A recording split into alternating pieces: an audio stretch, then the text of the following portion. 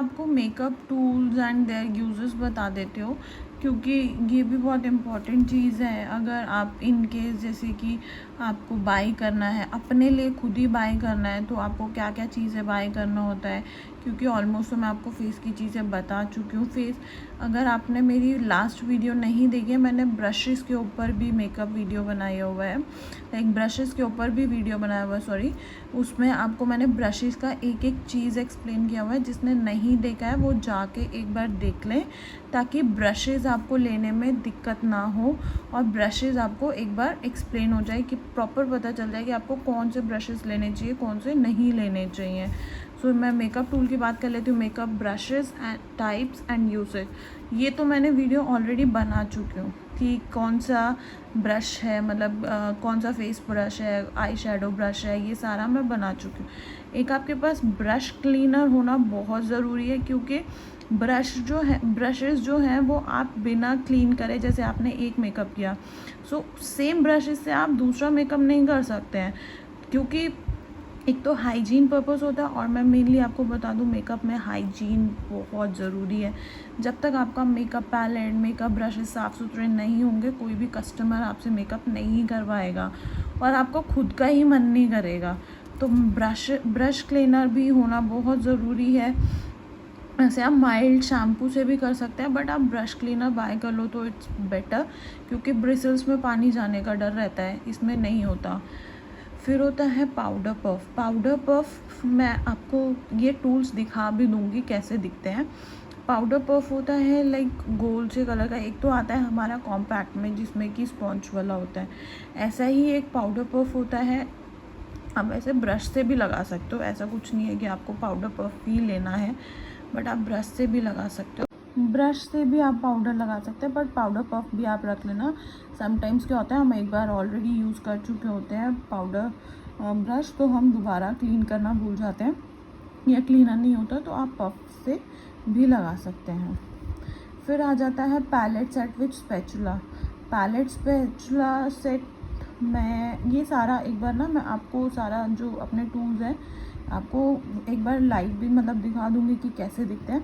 एक ये grey silver colour की प्लेट होती है, प्लेन प्लेट होती है, और इसके साथ स्टिक होती है। ये हमारा जो यूज़ होता है, जैसे हमने प्राइमर निकाल लिया इसके ऊपर, फिर ब्रश से लेके, क्योंकि हम डायरेक्ट तो कस्टमर पे नहीं अप्लाई कर सकते प्रोडक्ट, सो फिर हम इसको यूज़ करते हैं। फाउंडेशन बहुत चीज़ों में यूज़ होती है, बहुत चीज़ों में फाउंडेशन में यूज़ हो जाती है। फाउंडेशन हम इसमें निकालते हैं।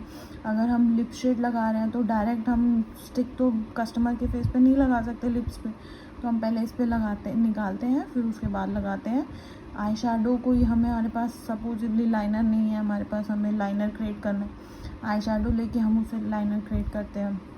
बहुत चीज़ों में यूज़ होता है। फिर आ जाता है eyelash curler. Eyelash curler like sometimes some customers होते हैं, कुछ कस्टमर्स होते हैं जो कि बोलते हैं मुझे लैशेज़ नहीं चाहिए, मेरे को नहीं पसंद लैशेज़ लगाना, सो कर्लर हम उसके लिए यूज़ करते हैं, लैशेज़ को कर्ल करने के लिए, ताकि हम एक शेप दे पाए लैशेज़ को, और फिर जो है हम लैशेज़ यूज़ ना कर पाए। कॉटन पैड्स तो बहुत कॉमन है, सबको पता है कि कॉटन पैड्स क्या होता है। ये मेकअप रिमूवर, मतलब मेकअप आप रख सकते हो। फिर एक स्वैब रॉड्स होती हैं, फिर ट्विज़र होता है, ट्विज़र भी आपको पता होगा कि क्या होता है। ये सब ये सारी चीज़ें मैं आपको दिखा दूँगी, उसमें ज़्यादा पता चलेगा। एक eyebrow razor and scissor. Sometimes आपके पास कस्टमर आता है, उसकी आईब्रो नहीं बनी होती है, तो आपके मेकअप का लुक नहीं आएगा। मेक श्योर आप अपने क्लाइंट को बोलो कि आप अपने facial hair, eyebrows and upper lips ये ज़रूर करवा के आए, बिकॉज इसके बिना आपका मेकअप का लुक नहीं आएगा, और फिर वो आपको बोलेगा मेरा मेकअप तो अच्छा नहीं हुआ मैम, ऐसा हुआ है, ये हुआ है, ऐसा XYZ। फिर आ जाता है पैकिंग एक्सेसरीज़। पैकिंग एक्सेसरीज़ में डिस्पोजेबल थिंग्स होती हैं, जैसे सम कस्टमर्स होते हैं कि आप हाइजीन पर्पस से नहीं यूज़ करते हैं। सुबुली ब्रश हो गया, उसका डिस्पोजेबल आता है एक्सेसरी। फिर शार्पनर आता है, शार्पनर तो आईब्रो पेंसिल के लिए, शार्प के लिए होना चाहिए। Mirror which is very very important, mirror होना चाहिए। स्पॉन्जेस होनी चाहिए आपके पास at least, like sponges means beauty blender. आप इसको डिस्पोजेबल भी रखना अपने पास, क्योंकि समटाइम्स जो कस्टमर होता है, क्लाइंट होता है, उसकी जो स्किन होती है प्रॉब्लमेटिक होती है।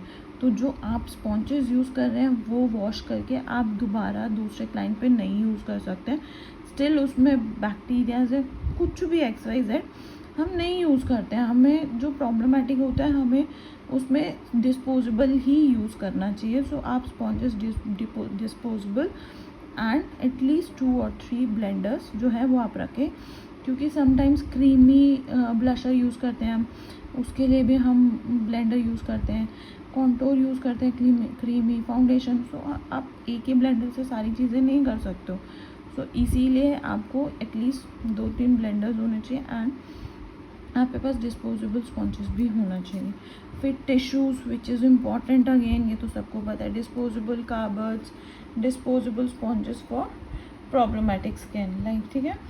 ईयरबड है, सॉरी कार्बर्ड बोल दिया मैंने, डिस्पोजेबल ईयरबड्स भी बहुत चीज़ों में यूज़ हो जाता है, लाइक लेंसेज रिमूव करना हो, इन केस कस्टमर को प्रॉब्लम हो रही है, लेंसेज रिमूव करना है, आप उसके लिए भी इसको यूज़ कर सकते हैं। देन आपका लाइनर जो है वो फैल गया है, सो आप इतना बड़ा टिश्यू पेपर तो लेंगे नहीं, तो आपका बेस ख़राब हो जाएगा। सो उसके लिए भी आप इसको यूज़ कर सकते हैं ईयरबड्स को। सो ये मेनली चीज़ें हैं, जो मेन चीज़ें हैं आपको एटलीस्ट आपकी वैनिटी में होनी चाहिए एज अ मेकअप टूल्स। जो प्रोडक्ट्स है वो तो अलग है, ये सिर्फ टूल्स है।